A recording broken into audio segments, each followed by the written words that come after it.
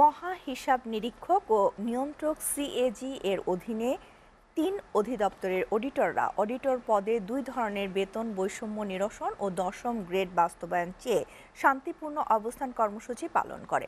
সকালে রাজধানীর কাকরাইলে সিএজি কার্যালয়ের সামনে অডিটররা এই অবস্থান কর্মসূচি পালন করেন। সারা দেশে সব সিএজি কার্যালয়ের সামনে থেকে অবস্থান কর্মসূচি পালন করা হচ্ছে। দাবি আদায় না হওয়া পর্যন্ত এই কর্মসূচি চলবে বলে জানান তারা। বর্তমানে অডিটর হিসেবে কর্মরত আছেন ৬,৯৮৫ জন। এর মধ্যে মাত্র ৬১ জনকে হাইকোর্টের রায়ের প্রেক্ষিতে যারা রিট মামলার পক্ষভুক্ত হয়েছিলেন শুধু তাদের ১০ম গ্রেডে বেতন দেওয়া হয়। বাকিরা এখনও ১১তম গ্রেডে বেতন পান। অবস্থান কর্মসূচিতে উপস্থিত প্রার্থীরা জানান, আদালত অডিটর পদটিকে ১০ম গ্রেডে উন্নীত করার রায় দিয়েছেন।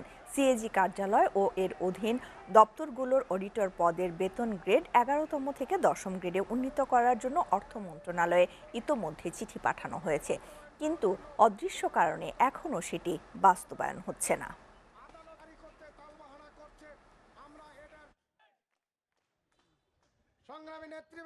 একই পদে ৬১ জন ১০ম গ্রেড আর বাকি আমরা যারা সবাই আছি ১১তম গ্রেড, এটা কোন ধরনের বৈষম্য? অডিটর একই পদে ২ গ্রেড বিদ্যমান, যেটা কখনোই মানা সম্ভব না। আমাদের এই শান্তিপূর্ণ কর্মসূচি, আমাদের এই অবস্থান সবকিছুই বৈষম্যের বিরুদ্ধে।